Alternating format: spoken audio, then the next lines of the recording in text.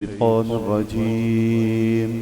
بسم الله الرحمن الرحيم. إنا أنزلناه في ليلة القدر وما أدراك ما ليلة القدر.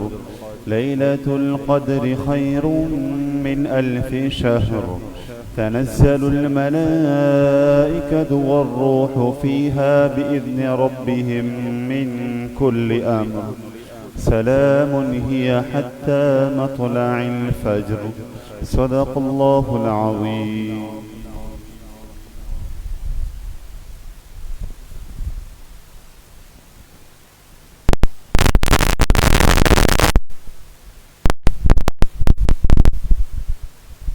بسم الله الرحمن الرحيم. نحمده ونصلي ونسلم على رسوله الكريم. أما بعد فأعوذ بالله من الشيطان الرجيم. بسم الله الرحمن الرحيم. ومن يعظم شعائر الله فإنها من تقوى القلوب. وقال رسول الله صلى الله عليه وسلم: ما عمل ابن آدم من عمل يوم النحر أحب إلى الله من إهراق الدم. صدق الله وصدق رسوله النبي الكريم. اللهم صل على سيدنا ومولانا محمد وعلى آل سيدنا ومولانا. سب جمع ہے. اللہ پاک آپ سب کی اس حاضری کو، اس بیٹھنے کو، سننے اور سنانے کو اپنی بارگاہ. دو بڑے اعمال ایسے ہیں کہ جو فرض اور واجب کا درجہ رکھتے ہیں. ان میں سے ایک عمل تو حج بیت اللہ ہے، جو اللہ پاک نے اس امت کے صاحب استطاعت لوگوں پر فرض کیا ہے. اور اس وقت بہت بڑی تعداد میں مسلمان پوری دنیا کے کونے کونے سے بیت اللہ شریف پہنچ رہے ہیں تاکہ اپنے فریضہ حج کو ادا کر لیں. اور دوسرا بڑا عمل جو اس عشرے کا ہے وہ واجب عمل ہے، وہ اللہ کے راستے میں قربانی کا عمل ہے. دونوں میں فرق یہ ہے کہ حج بیت اللہ کی فرضیت پوری زندگی میں ایک مرتبہ ہے. بالغ ہونے کے بعد ایک دفعہ حج کر لے تو اس کی فرضیت اس کے ذمے سے ساقط ہو گئی. چاہے اس کے بعد اس کے پاس حج کے اسباب ہر سال بھی ہوں، بار بار آتے رہیں، لیکن اگر اس نے ایک دفعہ فرض حج کر لیا ہے تو اس کا حج ہو چکا، ساقط ہو چکا. اب یہ جب بھی جائے، جتنی مرتبہ بھی جائے گا تو وہ نفلی حج ہوگا، فرض نہیں، فرض ہو چکا ہے. لیکن جو قربانی کا عمل ہے اس کا تعلق نصاب اور استطاعت کے ساتھ ہے. جب بھی زندگی میں جتنے سالوں میں بھی ایک مسلمان کے پاس قربانی کے واجب ہونے کا نصاب موجود ہوگا، اس کو ہر اس سال میں قربانی کرنی پڑے گی. اس لیے قربانی کا تعلق نہ تو اس بات سے ہے کہ یہ زندگی میں ایک مرتبہ ہے، نہ قربانی کا تعلق حج کے ساتھ ہے کہ بھئی جو حج پہ جائیں گے وہ قربانی کریں گے. اس لیے کہ ایسی سوچ اور ایسی نظریات بھی موجود ہے کہ لوگ ایسا ذہن رکھتے ہیں کہ وہ کہتے ہیں بھئی ایک دفعہ کوئی مسلمان اگر قربانی کر لے، ایک دفعہ، تو بس یہ ایسا ہے جیسے ایک دفعہ حج کرنے کے بعد آپ فارغ ہو گئے. تو وہ کہتے ہیں ایک دفعہ قربانی کر لی تو اب آئندہ ضرورت نہیں. اور ایسا طبقہ تو بہت بڑی تعداد میں ہے، اللہ ہم سب کی حفاظت فرمائے، جو یہ کہتا ہے کہ قربانی کا تعلق ہے ہی حج سے. یعنی جو حج پہ جائے تو وہ قربانی کرے، جو حج پہ نہیں گیا وہ کہتے ہیں ان کے ذمے ہے ہی نہیں قربانی.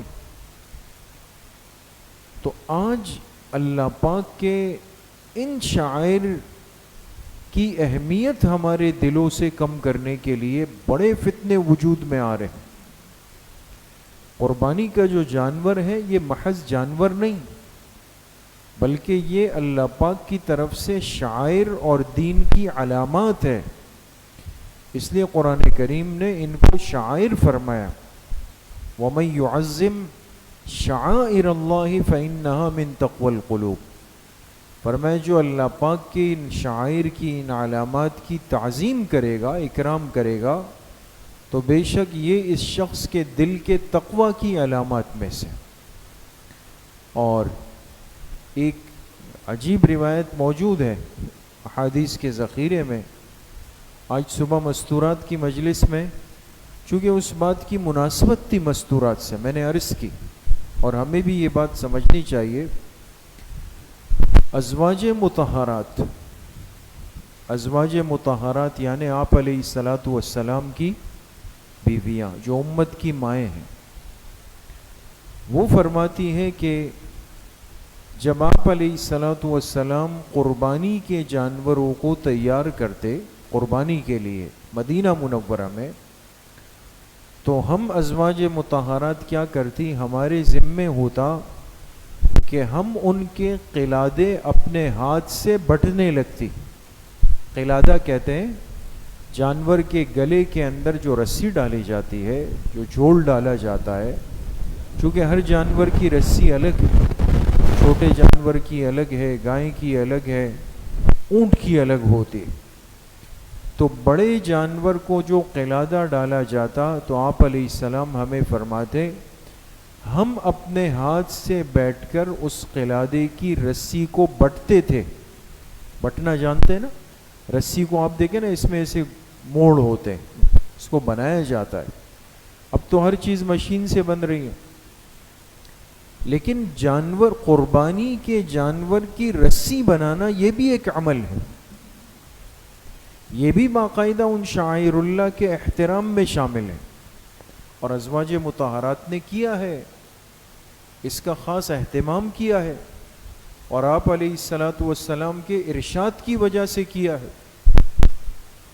تو جانور سے جڑی ہوئی رسی تیار کرنا یہ بھی قربانی کے اعمال کا حصہ ہے، اللہ کو محبوب ہے، اور پھر باقاعدہ اس کی ترغیب دی گئی کہ جانور کچھ دن پہلے لا کر اس سے انسیت پیدا کی جائے، اس سے محبت پیدا کی جائے، اس کو اپنے ہاتھ سے کھلایا جائے، پلایا جائے، اور نہلایا دہلایا جائے، اس کو موٹا تازہ کیا جائے۔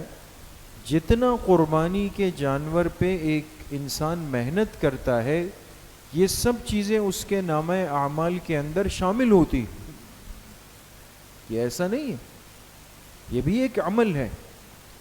اس لیے ہمارے بزرگوں نے لکھا ہے کہ دارالعلوم دیوبند میں حضرت شیخ الہند مولانا محمود حسن دیوبندی رحمۃ اللہ علیہ، جو ان تمام بڑے حضرات کے شیخ ہیں، ان کے استاذ ہیں حضرت شیخ الہند رحمۃ اللہ علیہ، ان کے بارے میں لکھا ہے کہ وہ اپنی تنخواہ کے پیسوں سے، جو دیوبند سے جو تنخواہ حضرت کو ملتی تھی، اس سے ہر مہینے ایک حصہ الگ کرتے، 11 مہینے اتنے اسباب بناتے کہ قربانی کا جانور آ جائے، اور جیسے ہی ذی الحجہ شروع ہوتا تو حضرت شیخ الہند ان پیسوں کو جمع کر کے جا کے باقاعدہ منڈی سے ایک دمبا خریدتے تھے، دمبا، اور اس میں اہتمام کرتے کہ وہ سینگوں والا ہو، اس لیے کہ حدیث پاک میں صحابہ اکرام رضوان اللہ علیہم اجمعین نے جو کیفیت ذکر کی، تو وہ فرماتے ہیں آپ علیہ الصلاۃ والسلام جب ہمیں بھیجتے کہ جاؤ قربانی کا جانور لاؤ، تو آپ کیا فرماتے کہ بھئی دیکھ لینا کہ ایسا ہو جو سیاہی میں دیکھتا ہو، اور جو سیاہی میں چلتا ہو، جو سیاہی میں بیٹھتا ہو۔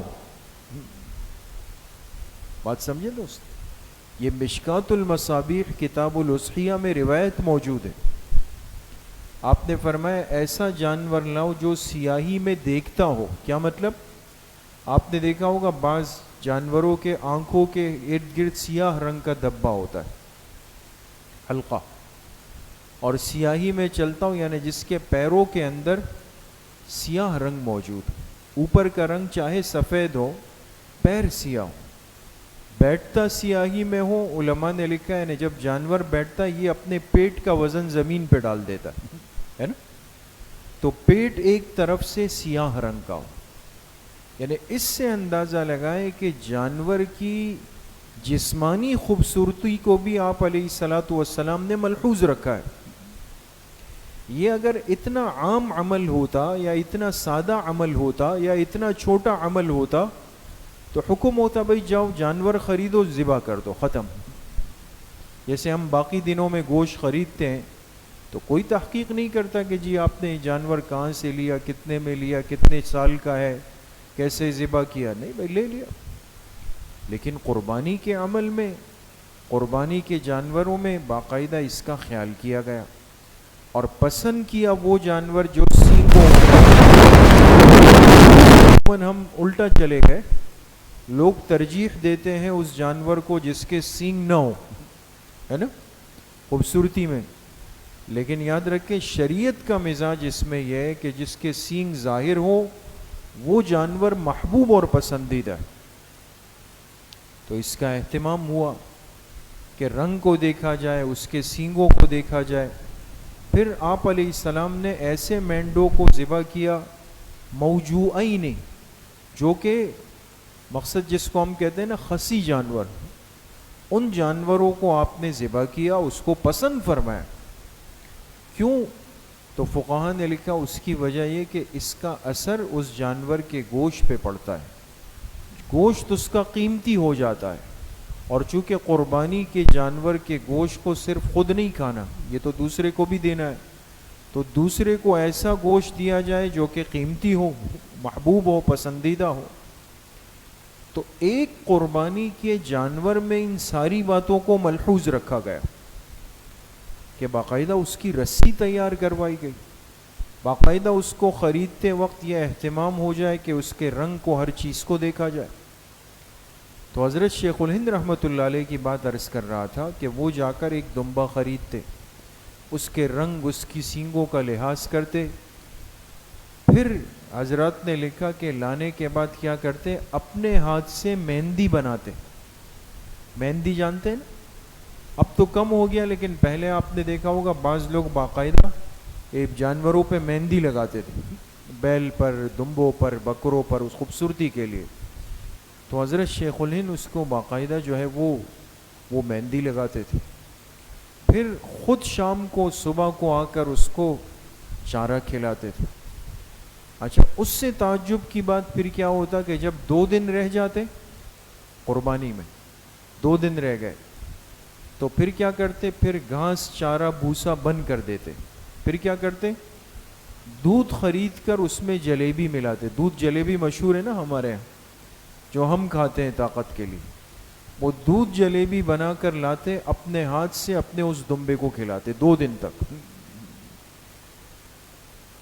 ایک عمل ہے اور ان دنوں کا محبوب ترین عمل ہے۔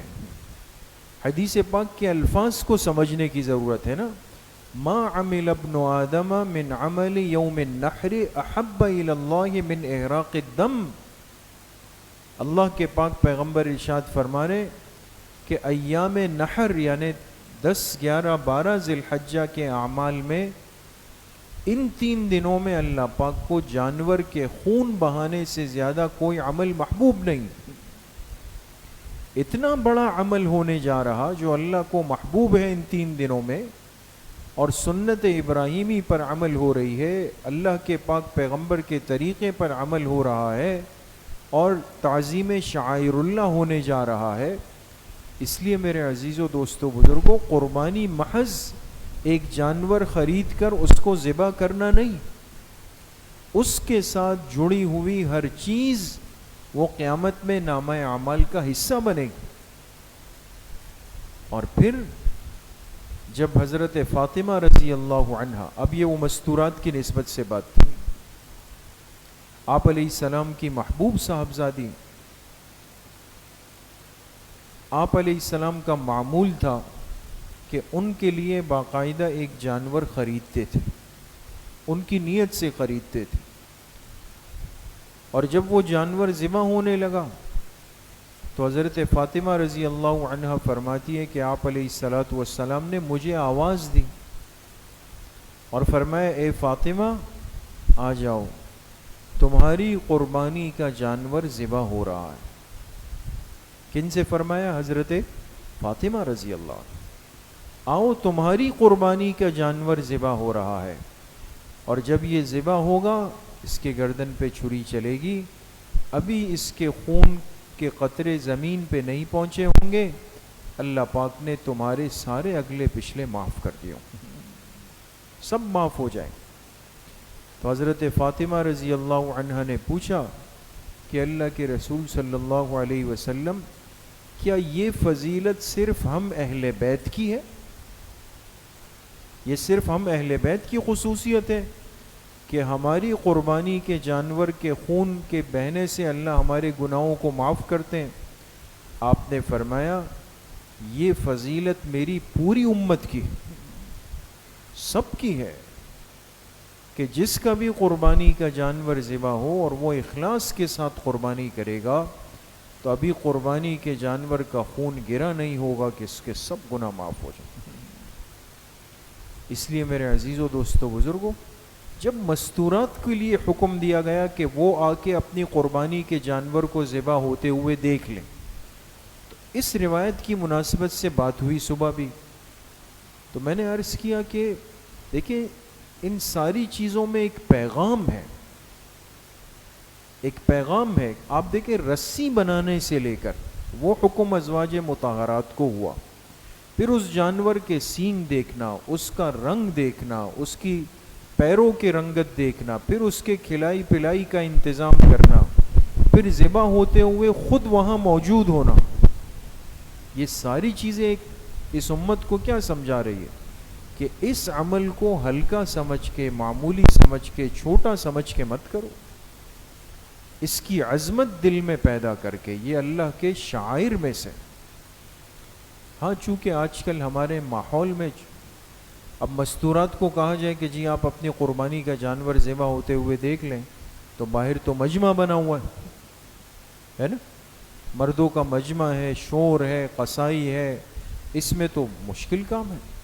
تو پردے کا اہتمام تو فرض ہے، تو لہٰذا اگر ایک بے پردگی کا اندیشہ ہو تو علماء نے لکھا پھر مستورات نہ آئے، اس کو نہ دیکھیں.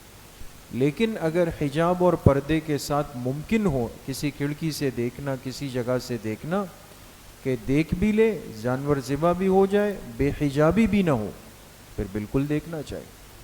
تو بہرحال ایک قیمتی اور ایک بڑا عمل وہ چند دنوں کے بعد آنے والا ہے. ان ساری باتوں کا استحضار کر کے اس کو اپنے دل دماغ میں رکھیں، پھر ہم اس قربانی کے عمل کو ادا کریں تاکہ یہ سارے فضائل ہم سب کو حاصل ہو جائیں. اللہ پاک مجھے بھی آپ سب کو صحیح عمل کی توفیق نصیب فرمائے. اب انشاءاللہ کچھ دیر کے لیے بزرگوں کے ختمات پڑھیں گے. بسم اللہ الرحمن الرحیم. الحمد للہ الذی لم یتخذ ولدا ولم یکن له شریک فی الملک ولم یکن له ولی من الذل وکبرہ تکبیرا. تمام ساتھی ایک مرتبہ درود شریف پڑھ لیں. اللہم صلی علی محمد وعلی آلہ.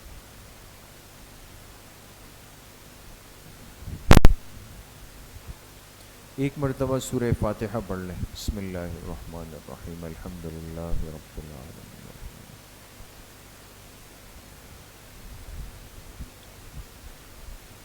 ایک مرتبہ درود شریف پڑھ لیں. اللہم صلی علی محمد وعلی آل محمد.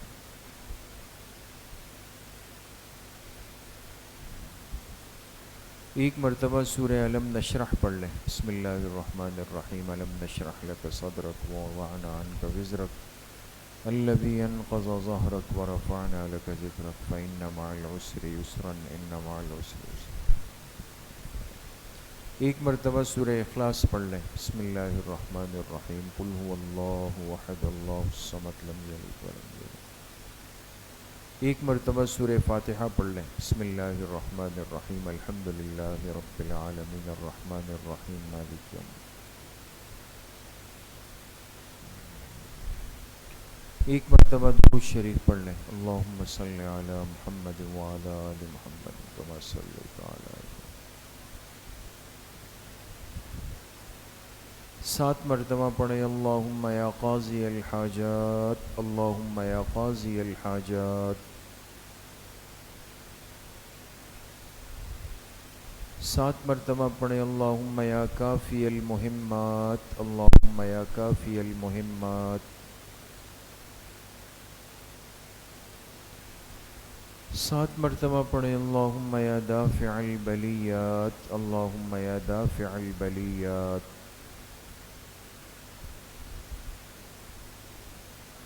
7 مرتبہ پڑھیں. اللہم یا شافی الامراض، اللہم یا شافی الامراض. 7 مرتبہ پڑھیں. اللہم یا رفیع الدرجات، اللہم یا رفیع الدرجات.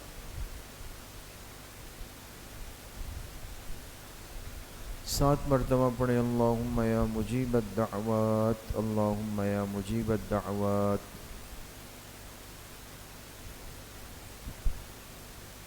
7 مرتبہ پڑھیں. اللہم یا ارحم الراحمین، اللہم یا ارحم الراحمین.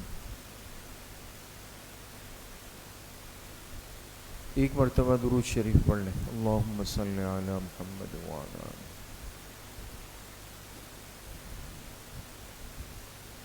3 مرتبہ پڑھیں. حسبنا اللہ ونعم الوکیل، حسبنا اللہ ونعم الوکیل. 1 مرتبہ درود شریف پڑھ لیں. اللہم صلی علی محمد وعلی آلہ.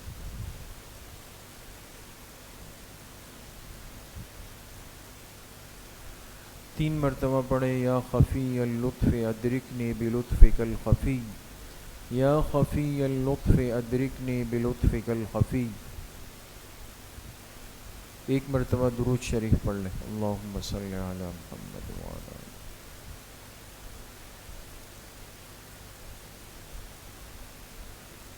3 مرتبہ پڑھیں. لا حول ولا قوة الا باللہ، لا حول ولا قوة الا باللہ.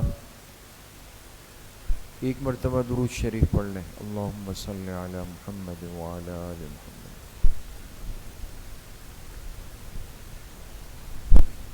3 مرتبہ پڑھیں. ذالک فضل اللہ یؤتیہ من یشاء واللہ ذو فضل علی المؤمنین، ذالک فضل اللہ یؤتیہ من یشاء واللہ ذو فضل علی المؤمنین.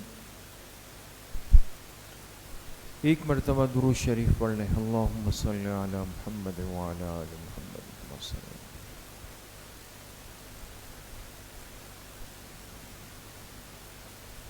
3 مرتبہ پڑھیں. یا لطیفا بخلقہ یا علیما بخلقہ یا خبیرا بخلقہ، الطف بنا یا لطیف یا علیم یا خبیر. یا لطیفا بخلقہ یا علیما بخلقہ یا خبیرا بخلقہ، الطف بنا یا لطیف یا علیم یا خبیر. 1 مرتبہ درود شریف پڑھ لیں. اللہم صلی علی محمد.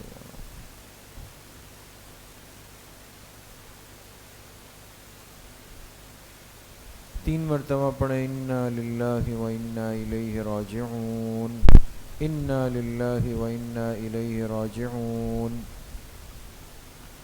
1 مرتبہ درود شریف پڑھ لیں. اللہم صلی علی محمد وعلی آلہ.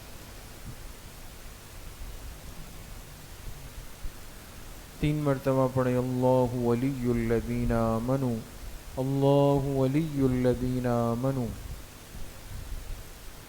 1 مرتبہ درود شریف پڑھ لیں. اللہم صلی علی.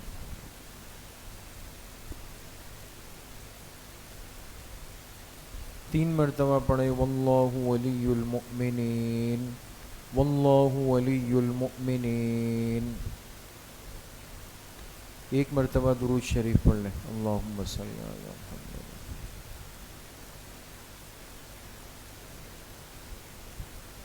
3 مرتبہ پڑھیں. رب اغفر وارحم وانت خیر الراحمین، رب اغفر وارحم وانت خیر الراحمین. 1 مرتبہ درود شریف پڑھ لیں. اللہم صلی علی محمد.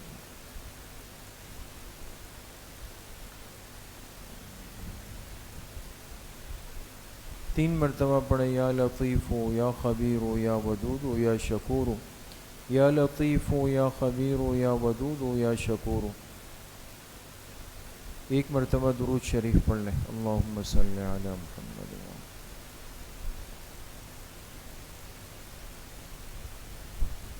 3 مرتبہ پڑھیں واعف عنا واغفر لنا وارحمنا انت مولانا فانصرنا علی القوم الکافرین، واعف عنا واغفر لنا وارحمنا انت مولانا فانصرنا علی القوم الکافرین۔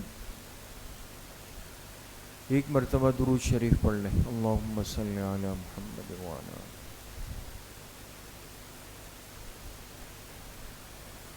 3 مرتبہ پڑھیں یا رحمان یا رحیم یا اللہ یا کریم، یا رحمان یا رحیم یا اللہ یا کریم۔ 1 مرتبہ درود شریف پڑھ لیں، اللہم صلی علی محمد وعلی۔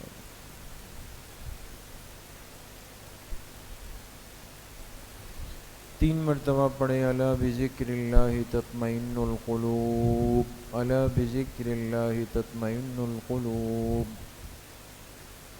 1 مرتبہ درود شریف پڑھ لیں، اللہم صلی علی محمد وعلی آل محمد کما صلیت علی ابراہیم وعلی آل ابراہیم انک حمید مجید، اللہم بارک علی محمد وعلی آل محمد کما بارکت علی ابراہیم وعلی آل ابراہیم انک حمید مجید۔ یہ جتنے ختمات مبارکہ پڑھے گئے ان کا ایصال ثواب جناب رسول اللہ صلی اللہ علیہ وسلم کو آپ کی قبر مبارک میں آپ کے واسطے اور وسیلے سے پوری امت مسلمہ کو بالخصوص خلفائے راشدین، تمام صحابہ اکرام، اہل بیت عظام، ازواج مطہرات، تابعین، تبع تابعین، اس امت کے مفسرین، محدثین، مجتہدین، فقہاء، ائمہ اربعہ، سلاسل اربعہ، سلسلہ نقشبندیہ، قادریہ، چشتیہ، سہروردیہ کے اپنے تمام مشائخ اور بزرگوں کو، اپنے والدین، تمام اساتذہ اکرام، دوست، احباب، رشتہ دار، اعزاء، اقارب، جن جن کے ہم پر حقوق اور احسانات ہیں، بالخصوص اپنے والدین رحمہم اللہ تعالی، اور بالخصوص اپنے مشفق و سرپرست حضرت مفتی صاحب نور اللہ مرقدہم، ان تمام کو اس کا ایصال ثواب کرتے ہیں۔ اللہ پاک اپنی شان کے مطابق ان تمام حضرات کو پورا پورا اجر نصیب فرمائیں۔ کچھ دیر کے لیے مراقبہ کریں گے، تمام ساتھی اپنے دلوں کی طرف متوجہ ہو جائیں، سروں کو جھکا دیں، آنکھیں بند کر دیں، دل میں یہ تصور کریں کہ اللہ کی بارگاہ سے انوارات، فیوزات، تجلیات اتر رہے ہیں، میرے دل کے اندر سما رہے ہیں، اور اس کی برکت سے میرے دل سے گناہوں کا میل کچیل، زنگ ظلمات قدورات سب نکل رہا ہے، اور میرے دل کی ہر دھڑکن کہہ رہی ہے اللہ اللہ اللہ۔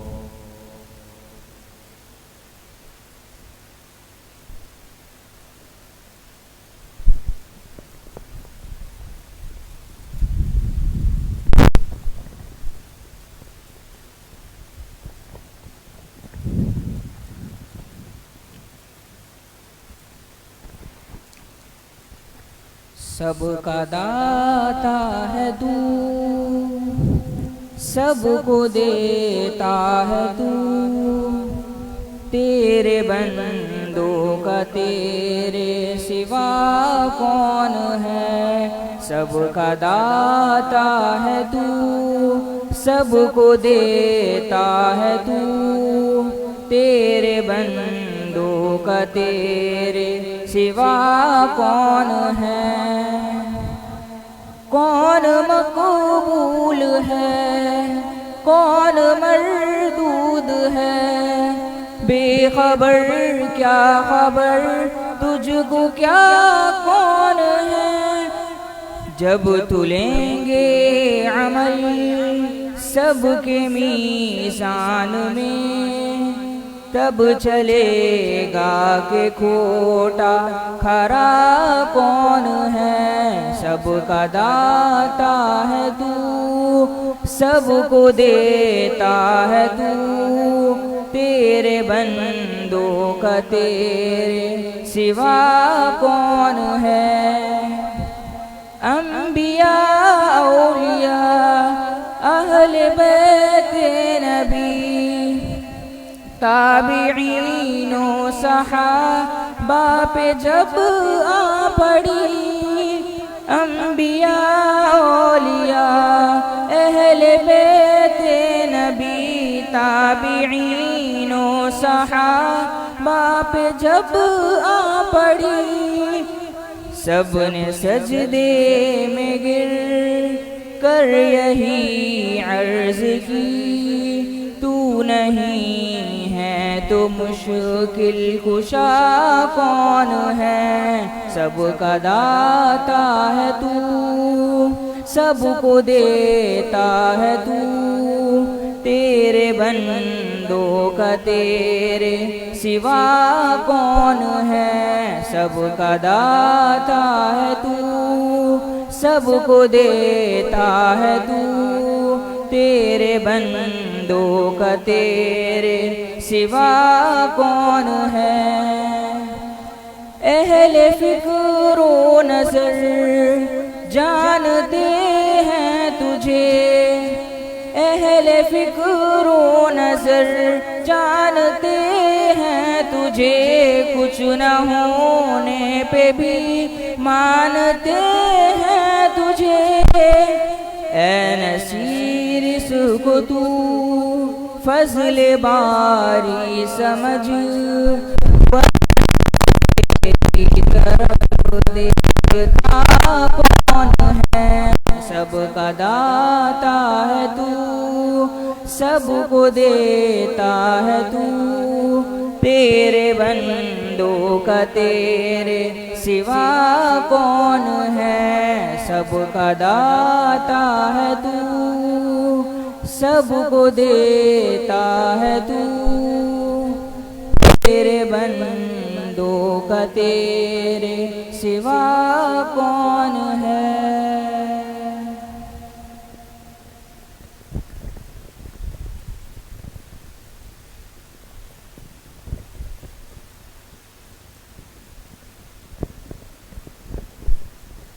لا الہ الا اللہ محمد رسول اللہ، الحمدللہ رب العالمین، والصلاة والسلام علی سید الانبیاء والمرسلین، سیدنا و مولانا محمد وآلہ وصحبہ اجمعین۔ یا اللہ ہماری اس مجلس کو، ہمارے اس بیٹھنے کو، ہمارے اس مختصر سے ذکر کو اپنی بارگاہ میں انتہائی درجے میں قبول و منظور فرما، پوری زندگی اتباع سنت میں، اطاعت رسول صلی اللہ علیہ وسلم میں گزارنے کی توفیق ہم سب کو نصیب فرما۔ جتنے ساتھی، جتنے احباب، جتنے طلبہ عزیز محبت سے آئے، یا اللہ ان سب کو دنیا آخرت کی خوشیاں، برکتیں، وسعت، سعادت، راحت، رحمتیں اپنی شان کے مطابق نصیب فرما۔ ساری زندگی یا اللہ مبارک نسبت سے، ذکر سے جڑ کر رہنے کی توفیق نصیب فرما۔ ہم سب کو یا اللہ علم نافع کی دولت سے مالا مال فرما۔ جتنے بیمار گھروں میں، اسپتالوں میں، سب کو شفاء کامل عاجل نصیب فرما۔ ہمارے دور حدیث کے ایک طالب علم بیمار ہے، اسپتال میں داخل ہے، دعا فرمائے اللہ پاک ان کو شفاء کامل عاجل نصیب فرمائے۔ تمام پریشان حالوں کی پریشانی کو اللہ پاک ختم فرمائے۔ ہمارے حضرت مفتی صاحب نور اللہ مرقدہ کی قبر کو اللہ پاک جنت کا باغیچہ بنائے۔ یہاں چلنے والے تمام خیر کے سلسلوں کو، ان طلبہ کو، ان کے علم کو اللہ ان کے حق میں، ہمارے والدین کے حق میں، اساتذہ کے حق میں، کل امت کے حق میں اللہ پاک صدقہ جاریہ فرمائے۔ وصلی اللہ وسلم علی نبینا محمد وآلہ وصحبہ اجمعین برحمتک۔ السلام علیکم۔